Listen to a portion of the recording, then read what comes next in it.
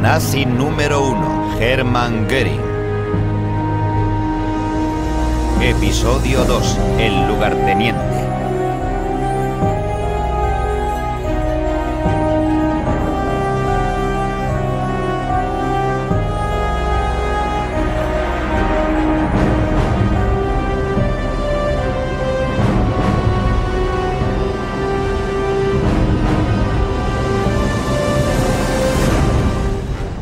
Göring, el más peculiar de los jerarcas nazis. De niño le gustaba disfrazarse y refugiarse en un mundo de su invención. En la Primera Guerra Mundial fue un piloto muy condecorado. Tras la derrota de Alemania en la guerra, apoyó a Hitler en su fallido golpe de Estado. Göring, jefe de la sección de asalto de los nazis, resultó gravemente herido y se hizo adicto a la morfina. Regresó después de varios años en el exilio para convertirse en la mano derecha de Hitler. Cuando llegó al gobierno, Göring organizó el reinado de terror nazi. Fue también comandante en jefe de la Luftwaffe y plenipotenciario para el plan cuatrienal del gobierno, el dictador económico de Alemania. Tras la anexión de Austria, comenzó a discrepar de la estrategia militar de Hitler. El Führer buscaba una gran guerra. Göring no quería sufrir otra derrota. Ahora tenía demasiadas cosas que perder: poder y riqueza. Karinhol, su residencia privada próxima a Berlín. En su sala de proyecciones privada en el sótano veía películas que durante décadas se creyeron perdidas. Las películas caseras de Göring contienen escenas de suma importancia para conocer la carrera política del lugarteniente de Hitler. La Luftwaffe era la fuerza aérea más moderna de Europa, un instrumento perfecto para la guerra de Hitler. Estas imágenes se grabaron en una exhibición aérea celebrada en el verano de 1938. El viejo amigo de Göring, Ernst Udet, se encargó de la modernización de las fuerzas aéreas. Göring alardeó ante Hitler de que la Luftwaffe era invencible. Lo que más le importaba a Göring eran sus relaciones con Hitler. Hitler tenía que estar al mando. Hitler era Alemania. Hitler era el futuro. Göring no siempre estaba de acuerdo con lo que decía Hitler, pero sus discrepancias se limitaban a temas de estrategia política o militar. Pero Göring nunca tuvo dudas respecto a lo esencial. Y lo esencial era que la misión de Hitler era salvar a Alemania. Y Göring quería estar a su lado cuando Alemania estuviera salvada y emergiera triunfante. Göring era consciente de que sin Hitler él jamás hubiese sido tan importante como lo era en aquellos momentos. En marzo de 1938, tras la anexión de Austria, Hermann Göring estaba en la cúspide de su poder. Pero solo 6 meses más tarde llegó a un pacto secreto con Gran Bretaña y Francia a espaldas de Hitler que permitió a Alemania invadir los Sudetes, una región checoslovaca de habla alemana. Göring había conseguido evitar la guerra que buscaba Hitler, pero el dictador no olvidaría esa traición y neutralizó políticamente a Göring. A partir de 1936, Göring estaba en mejores condiciones que nadie para valorar si Alemania contaba con los recursos económicos y naturales necesarios para sostener una gran guerra. Él era consciente de que Alemania podía embarcarse en una guerra corta, pero sabía que no podrían sobrevivir a una guerra de larga duración porque ese esfuerzo estrangularía su economía. Por muy moderna que pareciera en ciertos aspectos, la Luftwaffe no estaba preparada para una gran guerra. Contaba con pocos aviones y tenía poco combustible. Ni siquiera tenían bombas suficientes. Göring, su comandante en jefe, intentó ignorar el estado de sus fuerzas aéreas. Su servicio secreto de inteligencia, la Oficina de Investigación, interceptó una conversación entre diplomáticos polacos y británicos en el verano de 1939. Pero los alemanes extrajeron unas conclusiones erróneas. Creyeron que los aliados occidentales no intervendrían si los nazis invadían Polonia. Al mismo tiempo, sin que lo supiera Hitler, Göring mantenía conversaciones secretas con los británicos en un intento de preservar la paz e impedir el inminente estallido de la guerra. Göring le dijo a Hitler con poco entusiasmo: no lo apostemos todo a la misma carta. Pero no se atrevió a llevarle abiertamente la contraria. Una vez que Hitler había tomado una decisión sobre algo, Göring tenía siempre mucho cuidado a la hora de presentar sus dudas. No quería ser visto como la persona que estaba en conflicto con Hitler. No quería ser la persona a la que Hitler podría dejar aislada. El suyo fue un curioso equilibrio entre ambos extremos. El ataque alemán sobre Polonia comenzó el 1 de septiembre de 1939. La aviación polaca no fue rival para la Luftwaffe de Göring, que no tardó en hacerse con la superioridad aérea. Los bombarderos alemanes despejaron el camino para el avance de los tanques. El aterrador rugido de los Stukas desmoralizaba a la población polaca, incluso antes de que empezaran a caer las bombas. Había nacido un nuevo concepto: la conquista por el terror. En cuanto empezaron las hostilidades, desaparecieron las dudas iniciales de Göring. Volvía a ser un guerrero. Hitler, 1 de septiembre de 1939. Sollte mir in diesem Kampf nun etwas zustoßen, dann ist mein erster Nachfolger Bataillengenosse Göring. Göring confiscó las propiedades de todos los judíos polacos y ordenó que los civiles polacos fueran utilizados como mano de obra esclava en las fábricas de munición alemanas. Nun stehen wir am Abschluss des ersten Geschehens dieses gewaltigen Kampfes. Und was die Luftwaffe in Polen versprochen hat, wird diese Luftwaffe gegen England und Frankreich halten. Das heißt, auch hier wird sie den Feind treffen, schlagen und vernichten. Pero solo un año más tarde la Luftwaffe fue dolorosamente consciente de sus propias limitaciones. Dunkerque, en la costa francesa del Canal de la Mancha. Contrariamente a las promesas de Göring, la Luftwaffe fue incapaz de impedir la evacuación de 338.000 soldados franceses y británicos, y sin embargo, al menos públicamente, la reputación de Göring no sufrió menoscabo. Der Führer berief den Reichstag ein. Verlieh dem Oberbefehlshaber des siegreichen deutschen Heeres den Marschallstab. Hitler quería que Göring estuviera en todo momento por encima de los otros comandantes alemanes, por eso le nombró Reichsmarschall o Mariscal del Reich, un título inventado ex profeso para él. El de Reichsmarschall es un título casi medieval. Göring se convierte en la segunda persona en importancia de la corte de Carlomagno, por decirlo así. Creo que este fue un momento culminante en la carrera de Göring, porque estaba a punto de conseguir todo lo que se había planteado en los inicios de su carrera política. La derrota de Francia abrió nuevos horizontes para Göring y le permitió disfrutar plenamente de sus pasiones privadas. París estaba ahora bajo control alemán. Aquello era un sueño para un Göring amante del arte.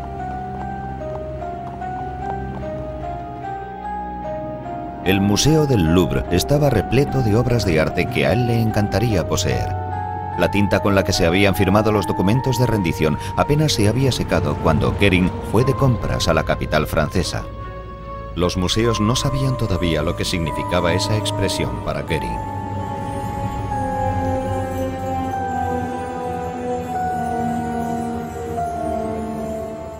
Göring llegó a París con un plan en mente.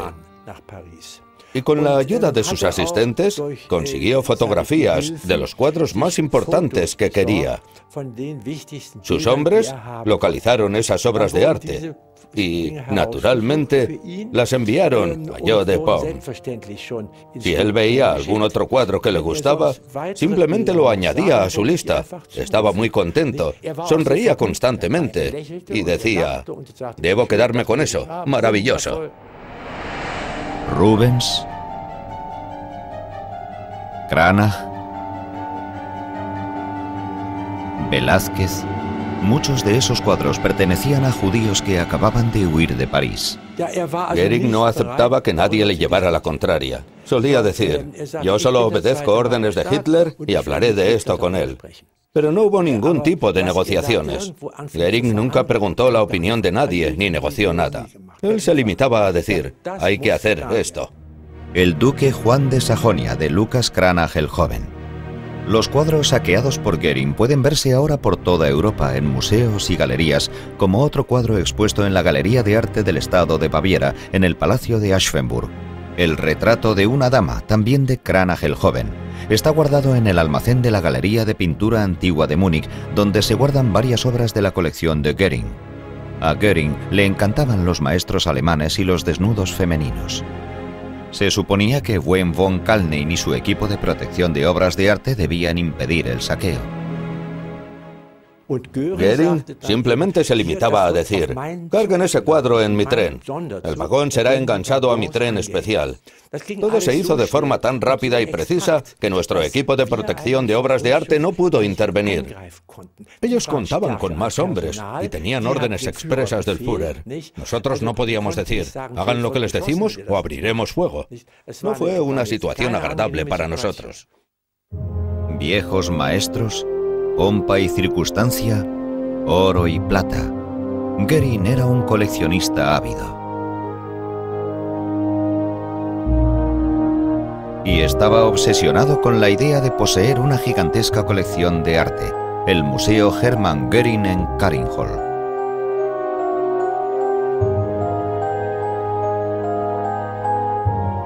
Todos sabemos, gracias a su biografía, que era la clase de persona a la que le gustaba la ostentación y quería ser el centro de atención en todo momento. Quería tenerlo todo, quería lucir los mejores uniformes, quería vestirse de una forma especial, lo que nos indica que tenía una personalidad maníaco-expansiva, aunque aparentemente era también un adicto en más de una de las facetas de su vida. Cuando veía un cuadro se ponía en marcha un mecanismo en su interior. Si una persona normal ve un cuadro, es posible que quiera poseerlo. Pero en el caso de Goering está claro que se producía un fenómeno muy curioso en su interior que le diferenciaba de los demás. Goering nos recuerda a algunos personajes literarios como el bibliófilo de Flaubert, que mataba y encargaba a la gente que matara por él para conseguir ciertos libros. En su caza de obras de arte de propiedad judía, Goering envió a sus subalternos a peinar todos los territorios ocupados. La colección de arte de Eugene Gutmann. Sus compradores persiguieron la colección Gutmann, propiedad del fundador del Dresdner Bank. Cuando los matones de Goering se presentaron en la residencia de Gutmann, próxima a Ámsterdam, su nieta Lili tenía 9 años.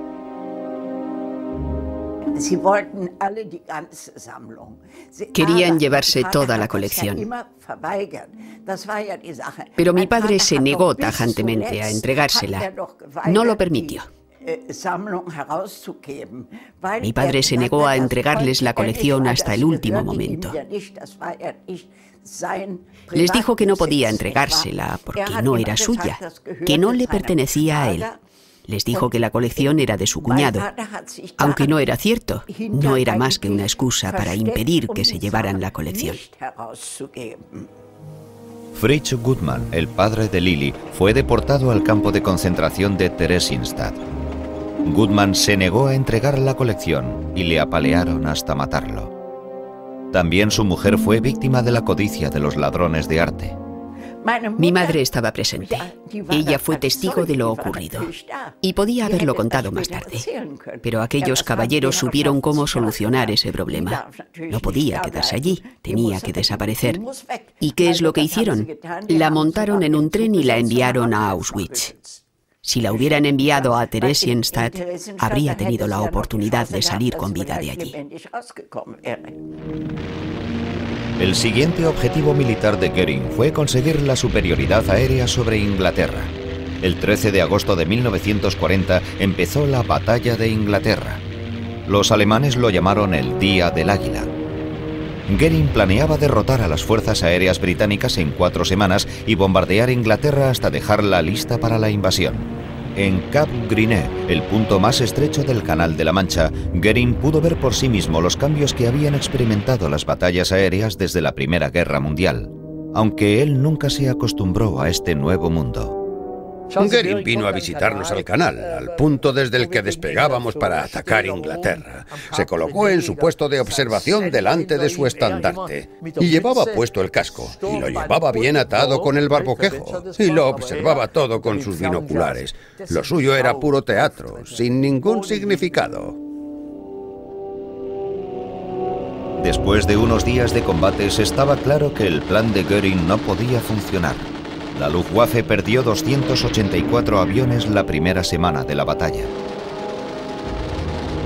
La forma de pensar de Goering estaba completamente desfasada.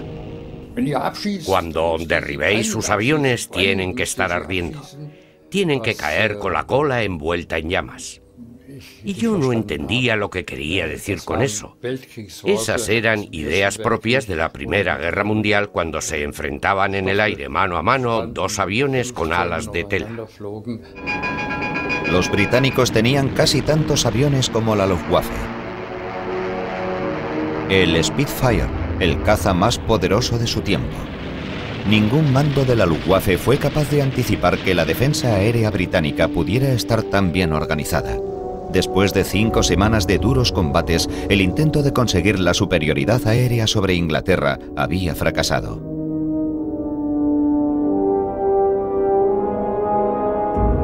Fue la primera gran derrota de Göring.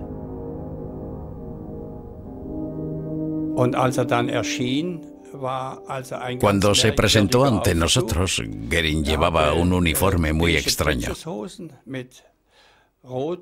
Llevaba unos pantalones bombachos de color beige y unas botas de cuero rojo. Una camisa de seda, pañuelo al cuello y un gran broche con una esmeralda en el pecho. Por otra parte, se mostraba muy afable.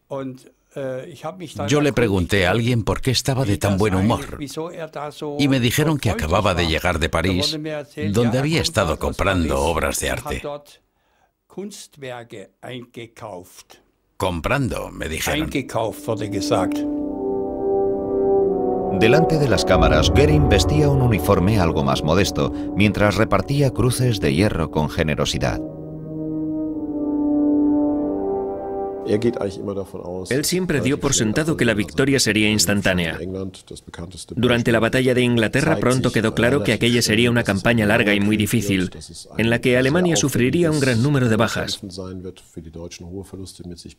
Su compromiso terminó muy pronto después de aquel fracaso. Siempre que aquel trabajo que tenía que hacer Göring empezaba a resultar tedioso y exigía un esfuerzo constante y persistente, lo primero que hacía era preguntar: ¿en quién puedo delegar el mando? Y se retiraba. Lo hacía preferentemente en su finca de caza del este de Prusia o en Canninghold, a las afueras de Berlín. Desde octubre de 1940 a enero de 1941, el Reichsmarschall estuvo de permiso. Göring tenía un dilema. Por una parte quería complacer a Hitler y cumplir con sus obligaciones. Por otra, prefería disfrutar de sus riquezas antes que continuar dirigiendo la guerra.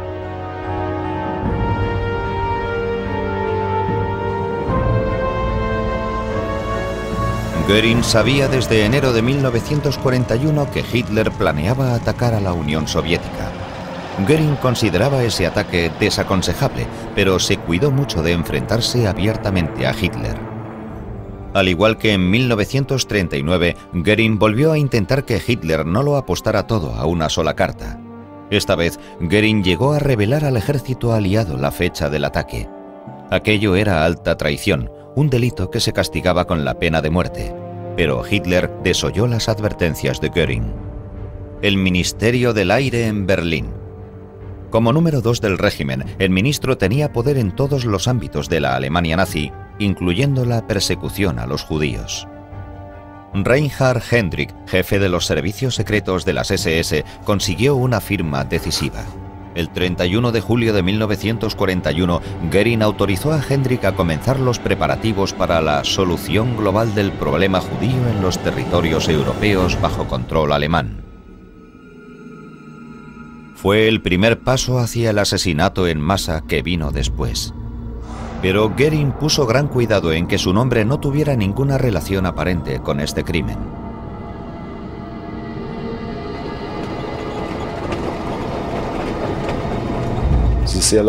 Durante mucho tiempo se ha mantenido que Göring no tuvo nada que ver con el exterminio de los judíos.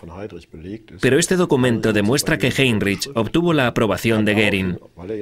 Amparándose en la autoridad de Göring, Heinrich pudo concertar una reunión de todos los ministros implicados en el exterminio, la famosa conferencia de Wannsee, de la que Eichmann levantó acta y en la que se estableció el número de judíos de cada territorio ocupado destinado al exterminio. Todo empezó en este castillo de Franconia, Beldenstein, donde el padrino judío de Göring proporcionó una vida de confort a su familia. Hermann a la derecha y su hermano Albert. Dos vidas muy diferentes.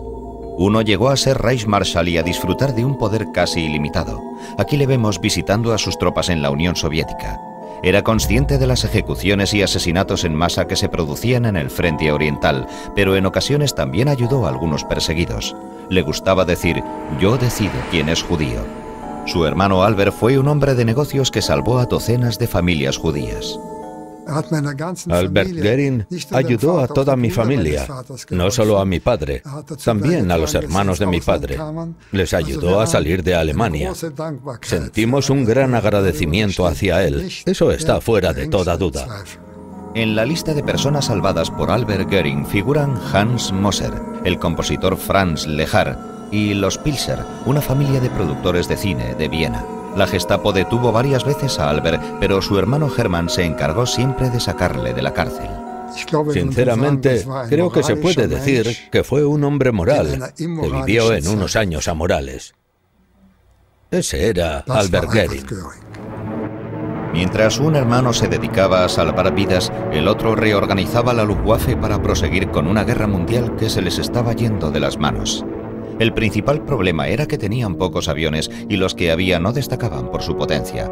Diseñadores de aviones tan individualistas como Willy Messerschmitt se aprovechaban de que tenían acceso directo a Hitler para luchar por sus propios intereses empresariales sin pensar en la Luftwaffe.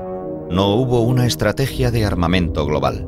Lo que faltaba por encima de todo eran motores potentes, y los nuevos diseños largamente esperados no superaron las pruebas.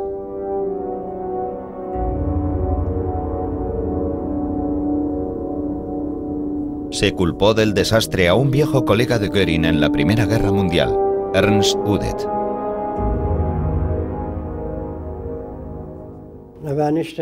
Udet no era el hombre adecuado para aquel trabajo. Lo único que sabía era cómo pilotar un avión, y en eso era excelente. Pero sus dotes como organizador eran claramente insuficientes. En el Ministerio del Aire en Berlín, Udet se confesó incapaz de hacer realidad las expectativas de su amigo Goering, cuadruplicar la potencia de las fuerzas aéreas y reducir las fuertes bajas que estaban sufriendo. En Berlín, nadie estaba preparado para una guerra prolongada. Udet no podía defenderse de las acusaciones de Goering. Goering era demasiado poderoso y Udet no quería oponerse a él. Udet se guardaba dentro su furia y se fue haciendo cada vez más introvertido.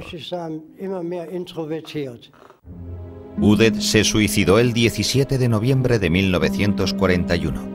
Su último pensamiento fue para Goering: hombre de hierro, me has traicionado. Alguien borró el resto de las acusaciones.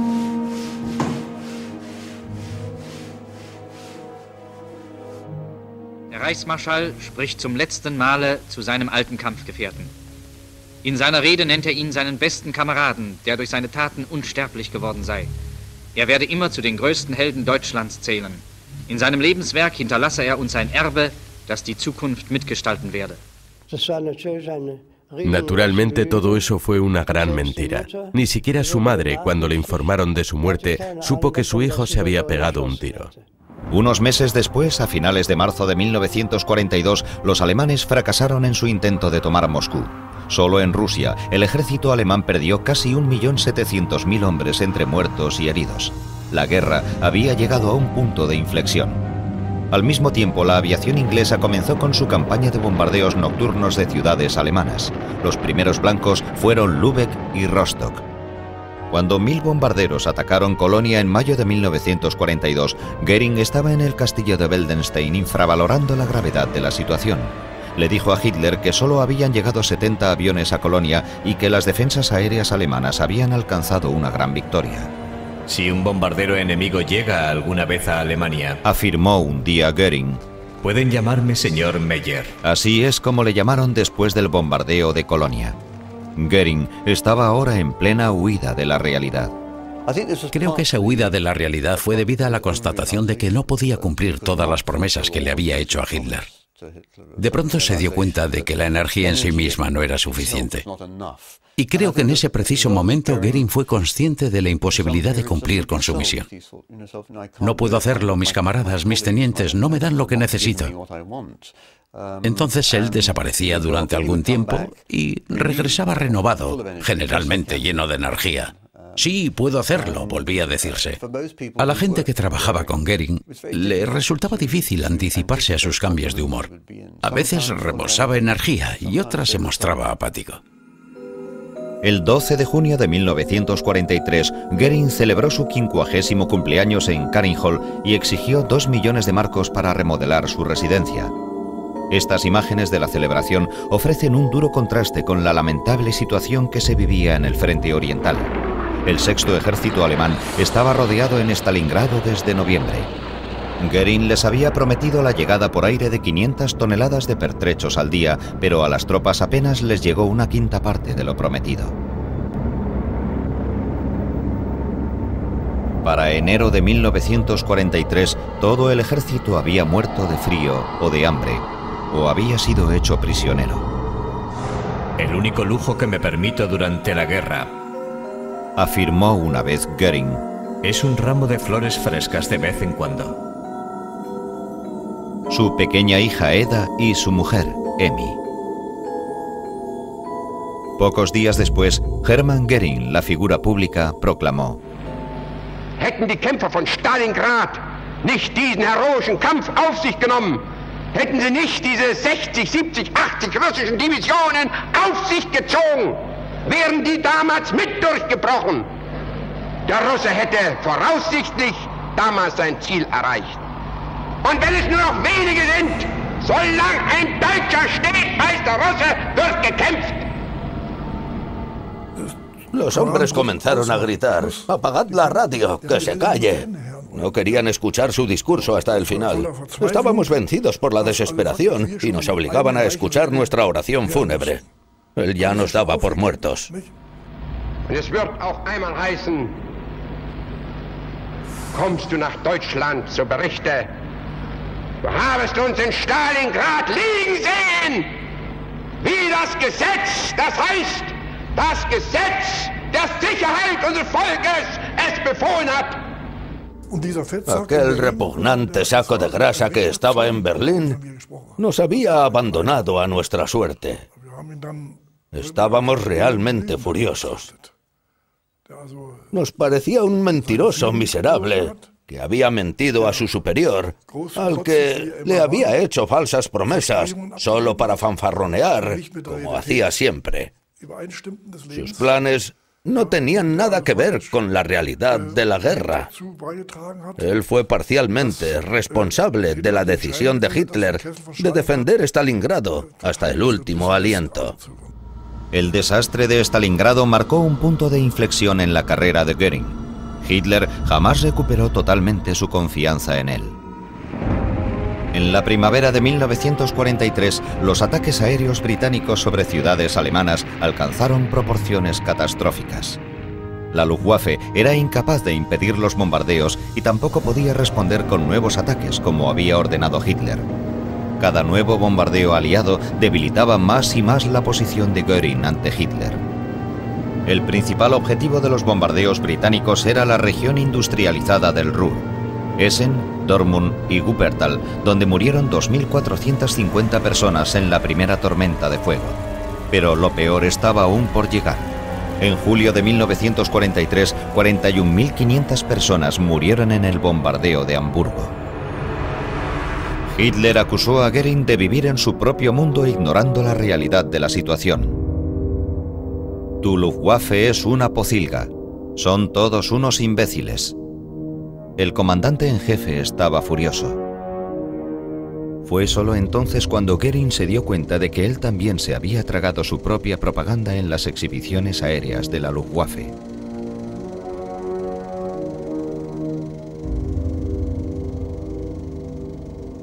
Goering necesitaba una cabeza de turco. Todos nuestros ingenieros son unos charlatanes. La magia que me mostraron a mí y al Führer nunca fue real, se lamentó. A Goering le gustaba organizar grandes exhibiciones aéreas para poder mostrarle a la gente que éramos invencibles. Naturalmente, la realidad era todo lo contrario. Nosotros, los pilotos que probábamos los aviones, sabíamos que los aviones estaban a medio terminar, pero nos esforzábamos todo lo posible para pilotarlos de la forma más brillante que podíamos en las exhibiciones. Göring culpó a otros del fracaso de la Luftwaffe, incluido su joven jefe de Estado Mayor, Hans Heckschonek. «No puedo seguir trabajando con el Reichsmarschall», escribió Heckschonek antes de suicidarse también. Göring no tenía respuesta para explicar la inexorable destrucción de los ejércitos alemanes y de sus ciudades.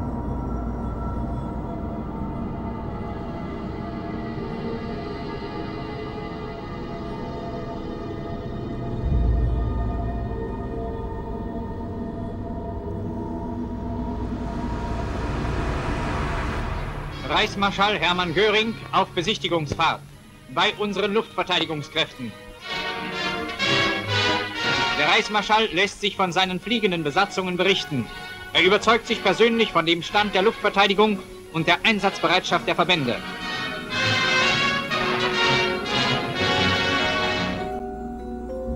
Durante todo el otoño de 1943, los bombarderos estadounidenses atacaron las ciudades alemanas a plena luz del día, pero Göring parecía no darse por enterado. Lo único que hacía era posar para las cámaras de los noticiarios. Era incapaz de tomar decisiones. Esa fue una de las razones por la que la Luftwaffe no fue rival para los aviones aliados. Ocasionalmente conseguía tranquilizarse contemplando un cuenco lleno de diamantes. «Tienes que jugar con joyas para aprender a jugar con la gente», decía. El ministro de Exteriores italiano, el conde Chiano, observó que Göring se tranquilizaba por completo cuando jugaba con diamantes. Otros se dieron cuenta de que tenía la mirada más vidriosa que de costumbre. Su adicción a la morfina no le había abandonado.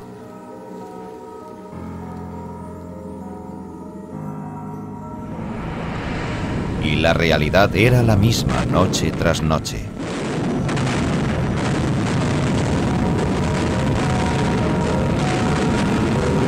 Durante el invierno de 1943, los aliados empezaron a bombardear Berlín. La reputación de Göring estaba ya por los suelos. La situación de la Luftwaffe en el frente oriental era igualmente desastrosa. Hace tiempo que habían perdido la superioridad aérea. Pero Göring nunca vio imágenes como estas con sus propios ojos.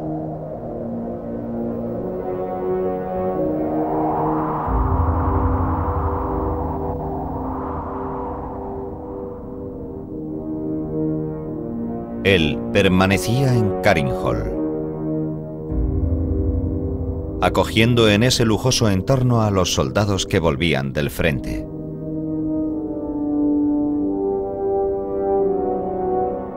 Naturalmente, a todos nosotros nos causó una gran impresión aquel alarde de lujo. Karinhol era un palacio. Entrabas en la casa y veías los tapices de Göring. A nosotros todo aquello nos resultaba totalmente ajeno. Veníamos del frente oriental. Habíamos estado viviendo en tiendas de campaña. Fue como si nos dieran una bofetada en la cara. Y lo que nos asombró y nos dejó de verdad atónitos fue una gran sala llena de regalos. Había esculturas, cuadros, obras de arte, todas apiladas unas encima de otras. ¿De dónde había llegado todo aquello? Günther Rall fue uno de los pilotos de combate más condecorados de Alemania. Él esperaba poder hablar de la guerra con Göring. Göring estaba hablando de caza con sus compañeros. Ese era el tema de conversación. Yo le dije, ¿no tiene usted otras preocupaciones? Nosotros veníamos del frente de Rusia, donde se vivía una situación angustiosa. Nos estábamos retirando en todos los frentes, pero en esa ocasión no se habló de asuntos militares en ningún momento. A Göring no le preocupaban los fallos de la defensa aérea. Eso lo dejaba para sus ayudantes. Durante el otoño de 1943, los cazas nocturnos alemanes se recuperaron brevemente de los golpes del verano. Gracias a unos nuevos radares y a la utilización de nuevas tácticas, pudieron infligir muchas bajas a los bombarderos británicos. Pero los bombardeos sobre ciudades alemanas continuaron. Finalmente, Göring acabó perdiendo el apoyo de su propia Luftwaffe. Ninguno de nosotros creía ya en Goering. Cuando se ponía él al teléfono, utilizábamos expresiones para referirnos a él que ni siquiera me atrevo a repetir ahora porque son bastante obscenas. El teniente coronel Wolfgang Falk fue uno de los organizadores de las operaciones nocturnas de los cazas. Me llamaba cada 2 minutos para preguntarme por la situación. Quería saber exactamente qué estaba pasando a cada momento, pero no puede decirse que fuera uno de los soldados más valientes. En estas imágenes vemos a Wolfgang Falk en diciembre de 1939, después de repeler a los bombarderos británicos que realizaron el primer ataque diurno sobre Alemania.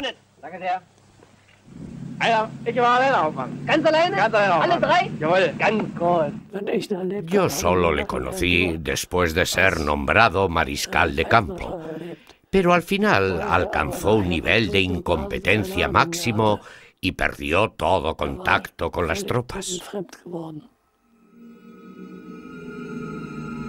Los ataques aéreos sobre las ciudades alemanas se analizaban en profundidad en el cuartel general de Goering, pero Goering parecía ausente, desinteresado, a veces incluso impaciente. Le ponía las cosas muy difíciles a su subsecretario Erich Gritzbach. Su cara se oscureció de pronto y dijo: «Gritzbach, ¿cuál es la situación?». Y Gritzbach dio un respingo asustado y le respondió: «Reichsmarschall, acabamos de discutir la situación a fondo». Goering se rió y dijo: «No, no me refiero a eso. Me refiero a la situación que me interesa de verdad, la de los ciervos de Romington». Los mismos ciervos que le gustaba grabar en su finca de caza al este de Prusia.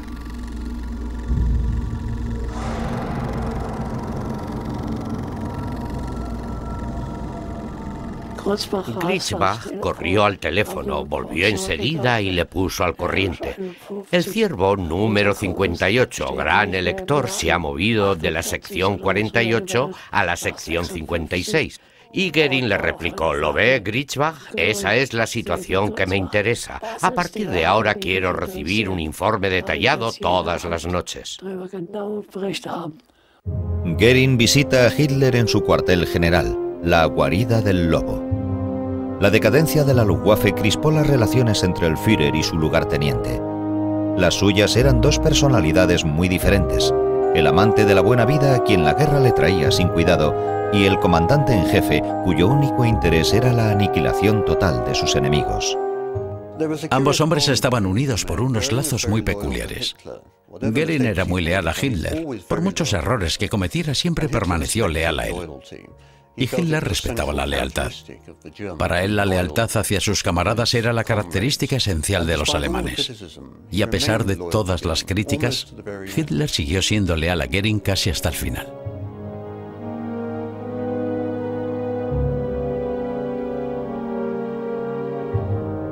Por decirlo de alguna manera, creo que Hitler nunca vio los defectos de Goering. Creo que de haberlos visto podría haber dicho: «Me parece muy bien, pero hasta aquí hemos llegado». Goering tenía su propio mundo, un mundo por el que Hitler no mostraba ningún interés. Esta reconstrucción nos muestra cómo imaginaba Goering que podía ser su museo Hermann Goering de Canninghold. Enormes salas de exposición reservadas para los tesoros artísticos que había saqueado por toda Europa. Este es el aspecto que debería tener en 1953.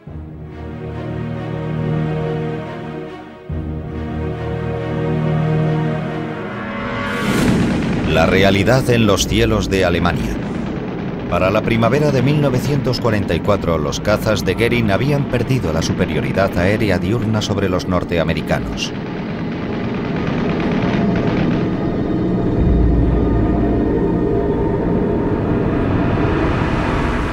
El Museo Hermann Goering.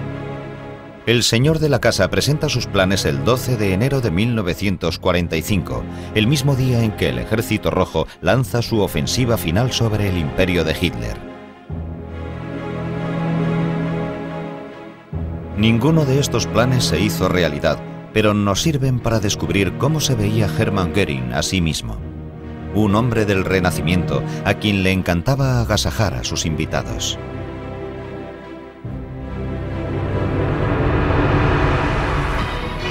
Rast auf der Landstraße. Der Reichsmarschall im Gespräch mit Bewohnern der Luftnotgebiete.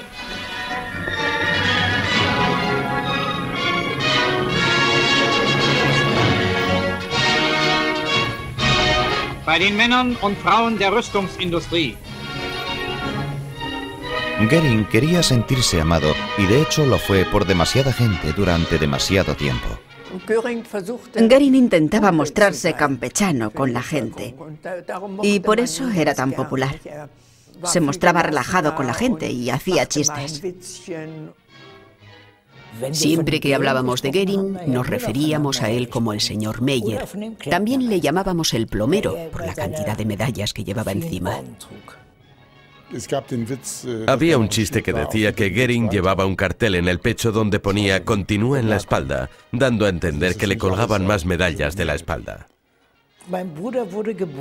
Cuando nació mi hermano, mi madre dijo: Goering es ahora el padrino de nuestro Bernhard y tenemos que llamarlo Hermann Adolf.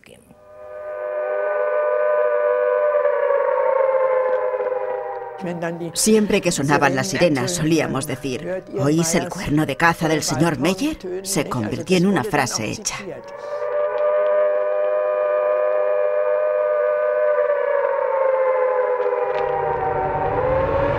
Solo una vez durante toda su carrera se vio Hermann Goering personalmente expuesto a un bombardeo. El 20 de abril de 1945, durante un bombardeo británico sobre Berlín, Goering tuvo que refugiarse en el sótano de una casa.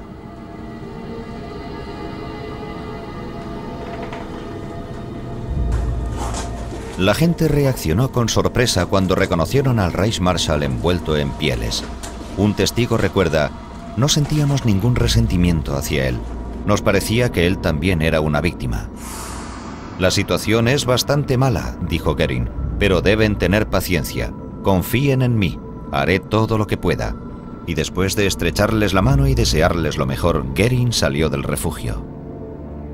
Goering no perdió su popularidad a pesar de la muerte y la destrucción que se cernían sobre Alemania. Y como era popular, creía que Alemania no podía perder la guerra si sus líderes no cometían errores.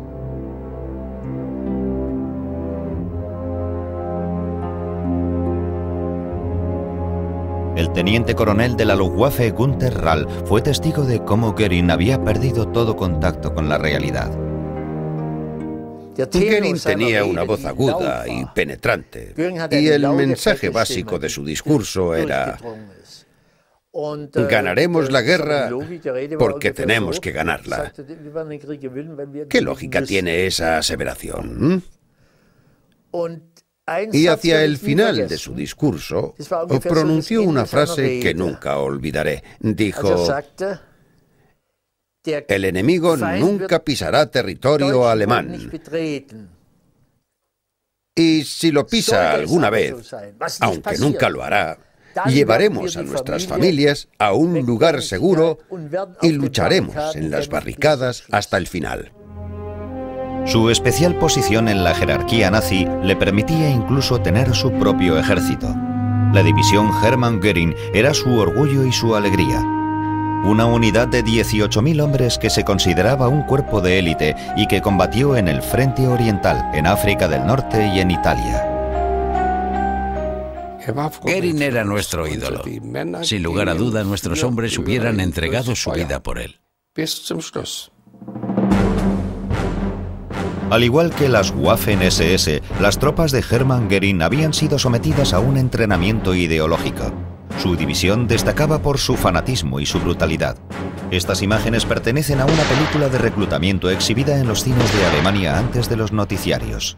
Deutscher Junge, wenn du die weißen Spiegel der Luftwaffe tragen und unser Kamerad sein willst, dann melde dich freiwillig und komm zu uns, zur Division Hermann Goering.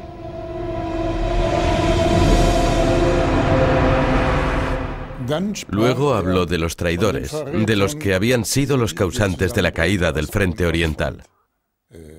«Son todos unos traidores», gritó. «Pero vosotros le daréis su merecido a esa escoria de la infantería rusa». A él le parecía aceptable entregar Rusia, pero nunca podía entregarse suelo alemán.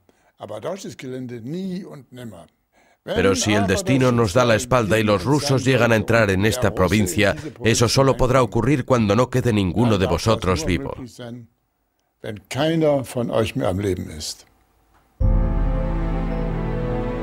En el verano de 1944, la división se encontró luchando contra los partisanos italianos en la Toscana. La zona de Civitella, entre Arezzo y Siena, era considerada especialmente peligrosa. Aquí ya habían matado a tiros a 3 soldados alemanes. Los vecinos huyeron, temerosos de las represalias. Los soldados de Göring les volvieron a llevar al pueblo. El mando alemán envió un mensaje. Vuelvan a sus casas porque la población civil es inocente. No nos vengaremos ni tomaremos represalias. La gente regresó a sus casas entre los días 26 y 28 de junio. Calculo que para la tarde del 28 de junio, el 99% de la población había vuelto a sus hogares. El 29 de junio de 1944, los vecinos de Civitella celebraron una misa que Ida Ballo no olvidará jamás. Una mujer entró gritando en la iglesia: «Los están matando a todos, los están matando a todos, están quemando las casas». El sacerdote dijo: «Cerrad la puerta por dentro y atrancadla». Y eso es lo que hicieron. 5 minutos después oímos una gran explosión.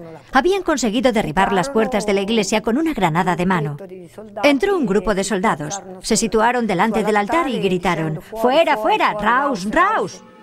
En el pueblo no quedaban partisanos, solo civiles y los hombres de Hermann Göring.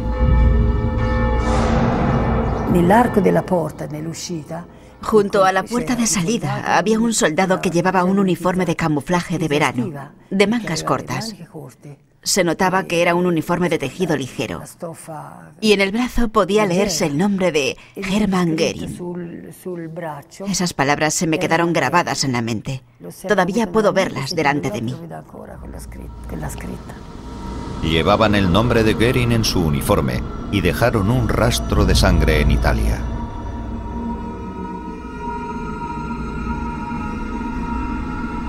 Civitella estaba rodeada por una muralla, como una fortaleza. No había forma de escapar de allí. La horrible selección empezó en la plaza, delante de la iglesia. Los hombres a la derecha, las mujeres y los niños a la izquierda. Buscaban a los chicos altos. Cogieron a un chico de 14 años que estaba bastante fuerte y le pusieron con los hombres. Y luego nos dijeron a las mujeres que nos fuéramos. Nos gritaban: «¡Fuera, fuera!». Cuando cruzamos la plaza no vimos cadáveres en el suelo, pero las casas ya estaban ardiendo. Los alemanes quemaron 100 casas y mataron a 251 civiles. Entre los muertos hubo ancianos y niños. La víctima más joven solo tenía 1 año de edad. La iglesia estaba llena a rebosar de cadáveres. Las mujeres pasaban a su lado y decían: «Este es mío, este no es mío». Las mujeres escribían el nombre del difunto en aquellas cajas, en aquellos ataúdes improvisados. Entonces yo vi una caja muy mal hecha. Me arrojé sobre ella y grité: «No, a mi padre no pueden enterrarle en esa caja». Pero entonces me sacaron fuera para que no viera a mi padre muerto. Y ya no volví a verle nunca más. Cada aniversario de la masacre, los vecinos de Civitella recuerdan a sus muertos con una procesión de antorchas.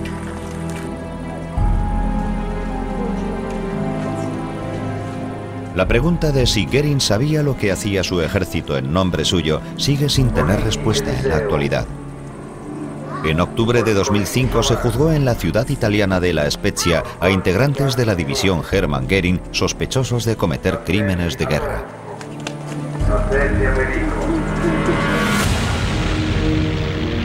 Después del 12 de mayo de 1944, la Luftwaffe de Göring era incapaz de impedir que los bombarderos norteamericanos destruyeran los depósitos de combustible alemanes. Ese era el talón de Aquiles del sector armamentístico alemán. Sin combustible, la guerra mecanizada no podía continuar. El 6 de junio de 1944, día D, la Luftwaffe vio impotente cómo las fuerzas aliadas desembarcaban en las playas de Normandía. Los aviones aliados acabaron con facilidad con los aviones alemanes, que se habían quedado sin combustible.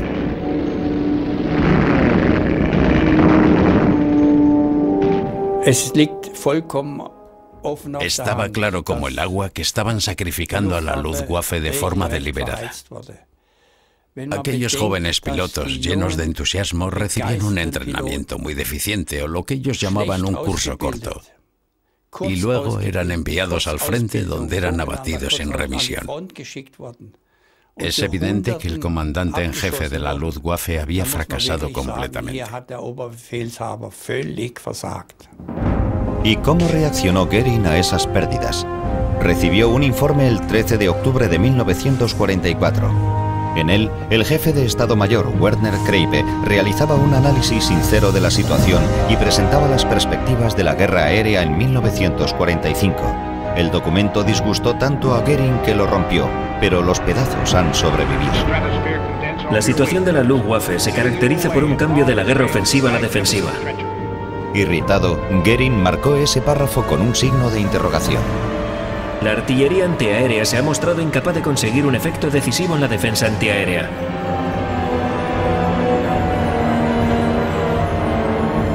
Las derrotas de los últimos años de la guerra son básicamente resultado del insuficiente armamento de las fuerzas aéreas alemanas. «Esto es traición», exclamó Göring. Él sabía que la situación era desesperada, pero aquel documento no podía llegar a manos de Hitler. Hubiera erosionado aún más su reputación. Göring cavó la tumba de la Luftwaffe hombre por hombre.